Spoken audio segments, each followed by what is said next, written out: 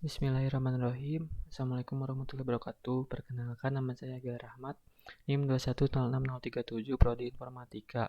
Di sini saya akan membuat video tugas dari matematika di Series 2 yang indikator yang harus terpenuhinya, yaitu pertama, bagaimana mencari solusi masalah Chinese Remainder Problem.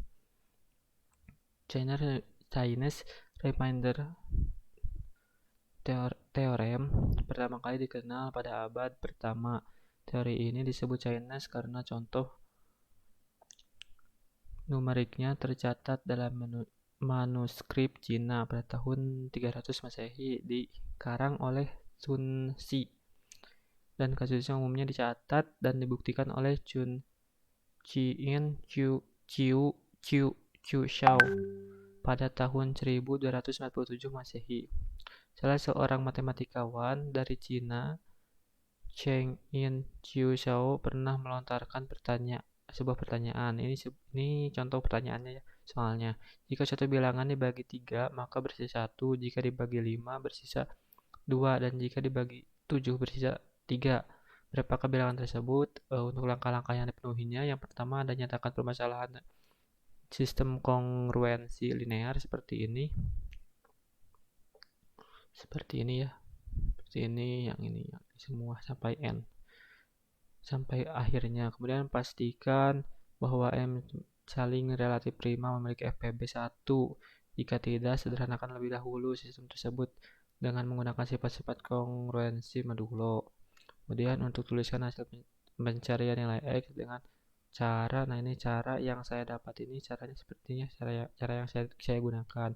Kemudian untuk menyatakan solusi sistem sebagai ini berikut ini ya, ini rumusnya yang ini nih.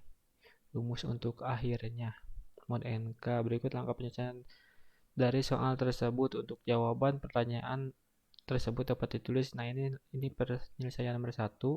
Tulis dulu seperti ini soalnya. Ini kan 1 di modulus 3 sisa 1, kemudian di modulus 5 sisa 2. Kemudian untuk ininya kita misalkan si A1 ini si A1 ini 1. Nah, ininya itu dinamai A1, dan ini A2, ini A3. Ya, misalkan kemudian ini M kecil 3, ini M kecil 2, M kecil 3, ini 7, maaf. Kemudian untuk kita mencari nilainya itu kita harus mengkalikan ketiga bilangan ini ya. Nah, ini ketiga bilangan ini. Nah, yang ini ya, yang ini kita misalkan yang ini nih. Nah, ini yang ini dikalikan, kita ini hasilnya ini dapat 157. Ini untuk si M-nya ya, ini KPK, ini hasil dari semuanya. Kemudian yang ini M1, kita M1 bisa menggunakan rumus M2 dikali M3, jadi bisa yang dicari yang ini. Yang dicari ini, maka yang yang dikalikan gitu ya. Kemudian kalau yang dicari ini, berarti yang dicarinya ini jangan dikalikan. Nah, yang ini. Berarti kalau yang dicari yang ini, berarti yang dikalikan yang ini dan yang ini gitu. Bisa seperti itu, atau bisa 105 dibagi dengan M1-nya gitu, yang dibutuhkannya kan ini M1, maka 105 dibagi M1, kemudian 105 dibagi M2, 105 dibagi M3, hasilnya sama saja seperti ini. Nah, ini hasilnya seperti ini. Kemudian untuk mencari nilai X, kita bisa saya menggunakan rumus seperti ini ya. Karena yang saya dapat pahami ini rumusnya seperti ini. Jadi misalkan kita M1-nya masukkan, ini M1. Masukkan 35 ke sini. Kemudian X1-nya ini kita dicari ya, atau ditanyakan. Kemudian ini 1 mod 3 ini diharuskan menjadi mod 1. Harus sisanya sampai 1. Kemudian modnya ini sesuai dengan dari yang soalnya, yang ini nih, yang A-nya. Yang M kecil. Kemudian kita bisa ini 35 ini kan 11 dikali 3 kan 33 sisa 2, ini sisanya ini masukin ke sini ke depannya. Nah, ini kemudian sisa 2, jika 2 dikali berapa yang hasilnya sisanya 1 gitu kan. 2 dikali 2 kan 4, sisanya 1, maka hasilnya 2. Ini hasil ini dari si X-nya, si X kalinya kan 2 kali 2 ini kan 4, maka hasil sisanya 1, jadi ini masukin ke sini. Kemudian ini Ini mah kan langsung 5, 4 dikali 4 dikali 5 sama dengan 20, maka sisanya 1. Langsung aja 1 ini. 1 kali. Ini juga 1 kali sama 35 langsung habis. Kemudian untuk berdasarkan teorema Chinese remainder problem, maka solusinya adalah kita masukkan yang terakhir ya, yang ini. Nah, ini. Yang ini kita masukkan, maka masukannya kita ini 3 si A1-nya ini yang rata 1 A1 1, kemudian 35 M1-nya 35, ini 2. Ini hasilnya 70. Kemudian sama ya kesananya. Ini modulusnya ini menggunakan modulus KPK-nya atau M besarnya. Hasilnya yang ini nih. Nah, yang ini. Yang ini. Kemudian untuk yang ini dijumlahkan biasa, ada hasilnya ketemu. Ini jika bisa dimoduluskan, maka kita moduluskan. Maka dapat 52 modulus 105. Kemudian jadi kemungkinan jumlah barangnya udah 52 kali ya berarti. Kemudian untuk yang kedua, bagaimana algoritma kriptografi dapat mengamankan data informasi hanya dengan menerapkan teori bilang bulat.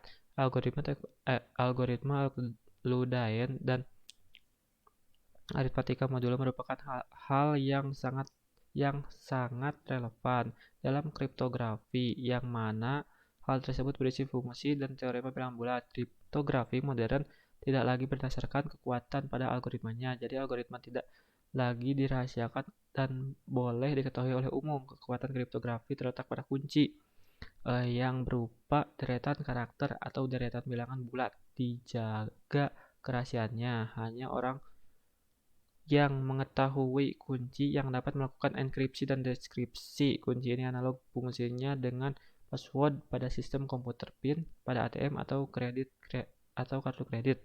Bedanya jika password bertujuan untuk operasi akses, maka kunci pada kriptografi digunakan pada proses enkripsi dan deskripsi. Dalam kriptografi terdapat beberapa istilah khusus. Pesan yang dirahasiakan dinamakan plain text, teks jelas dan dapat dimengerti, sedangkan pesan hasil penyamaran disebut ciphertext, teks tersandi. Proses penyamaran dari plain text ke ciphertext disebut enkripsi, dan proses pembalikan dari ciphertext ke plain text disebut deskripsi. Enkripsi dan deskripsi pada suatu proses penyamaran memiliki suatu kunci tersendiri, hanya orang yang berhak yang mengetahui kunci tersebut. Dalam pesan ciphertext ada cipher yang berperan sebagai pedoman dalam pengubahan, misal Cheshire Cipher. Ini kita menggunakan contoh Cheshire Cipher ya. Misalkan pesannya yang dimasukkan ini tugas kelas A banyak ya.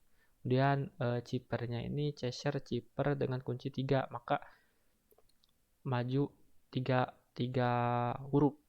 Misalkan T ini kan T, maka 3 huruf itu T, STU, UVW, UVW, nah berarti di W-nya itu masuk. Kemudian di KU, UV, berarti dimulai dari V, W, X, berarti yang ambil X-nya. Kemudian 3 ini 3 huruf. Ininya selanjutnya ya, jika kuncinya 3, jika kuncinya 6, berarti 6 selanjutnya, 6 huruf selanjutnya gitu. Seperti itulah ini, selanjutnya sama ya seperti itu. Kodenya seperti itu. Untuk ciphertext meskipun sudah tidak bersifat rahasia lagi, namun isinya sudah tidak jelas dan tidak dapat dimengerti maksudnya. Hanya orang yang berhak saja yang dapat mengembalikan pesan tidak jelas tersebut menjadi pesan semula dengan menggunakan suatu kunci. Seperti itu ya mungkin. Untuk kedua soalnya, sekian penjelasannya. Mohon maaf apabila ada kekurangan dalam penyampaiannya. Assalamualaikum warahmatullahi wabarakatuh.